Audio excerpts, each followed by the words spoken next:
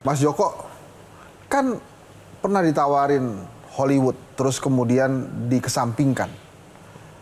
Emang sudah merasa besar ya sebagai sutradara gitu ya, sampai kemudian merasa berhak menyampingkan tawaran yang lain. Sama gitu Mbak Dewi juga begitu kan, sebagai produser film kan juga filmnya sudah banyak gitu ya. Apakah Anda berdua sudah merasa besar? Apakah boleh tuh di dalam dunia sinematografi ya, seorang sutradara dan seorang produser sudah merasa besar gitu, sehingga ini saya nggak mau film ini, saya maunya yang ini gitu. Di bidang manapun kita nggak boleh sombong ya. Iya. Saya pikir nggak cuma di film gitu, bahwa kita selalu belajar, harus rendah hati tetap gitu. Karena kalau udah masuk ke dunia produksi film kita kecil kok, ya rasanya tuh kecil gitu. Kalau apalagi kita di-compare sama maksudnya filmmaker dari luar juga gitu. Tapi bahwa kita bangga dengan apa yang kita lakukan itu harus.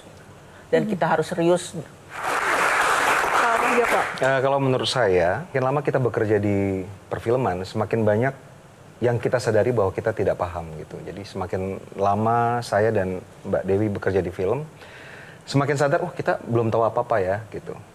Dibandingkan dengan di awal kali kita masuk ke perfilman yang kita mungkin lebih percaya diri gitu. Kita bisa bikin film yang bagus, yang laku. Tapi setelah bagus dari orang. Gitu. Tapi setelah masuk film dengan bentrokan-bentrokan, kita sadar bahwa kita nggak tahu apa-apa gitu. Bisa dijelaskan dikit nggak? Itu untuk aku juga ini soalnya. Ya. Terlepas dari inferiority complex yang soal diundang Hollywood menolak atau apa gitu. Tapi artinya kita harus pede kan? Betul, betul. Nah, yang aku tanyakan buat Joko sama Mbak Dewi, bedanya pede sama sombong itu apa ya? Oke. Itu tipis. Ya. Kalau seseorang yang harus nyanyi di depan publik pada saat itu, dia harus pede. Kalau nggak bisa. Betul. Gitu. Saya rasa itu selama ini saya percaya bahwa sombong itu berarti kita merasa bahwa kita tidak bisa terkalahkan, kita lah yang terbaik dari segalanya. Kalau pede, kita paham kekuatan kita dan kita tahu kelemahan kita sehingga kita tahu menyikapi kelemahan kita. Misalnya dalam sebuah proyek, saya tahu apa yang harus saya lakukan, tapi juga menyiapkan hal-hal yang mungkin akan terjadi di luar dari kemampuan saya. Contoh konkretnya misalnya, ketika membuat sebuah film, saya sudah mempersiapkan skenario yang menurut saya sudah cukup untuk difilmkan, kru yang luar biasa, pemain luar biasa, tapi saya tidak akan terlalu yakin bahwa semua ini bisa terjadi tanpa saya harus mempersiapkan yang saya anggap kekurangan dari saya, misalnya.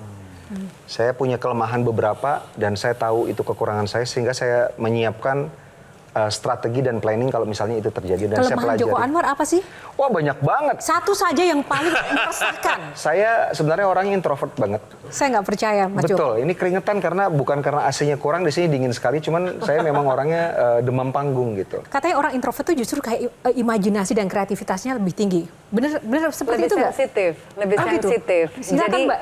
Gimana Jadi lebih punya sense of art-nya yang lebih tinggi karena dia mengamati. Dia mengobservasi, kelihatan kok dari tadi, dari bahasa tubuhnya, dari tatapan wajahnya, matanya, gerak tubuhnya, menunjukkan dia memang sedang dalam posisi anxiety, lagi cemas dia. Walaupun berusaha ditutupi dengan semaksimal mungkin, ini udah keringetan ya di belakang ini. Bisa kelihatan dari di sini semuanya. Keringetan banget. Beneran nggak sih ini karena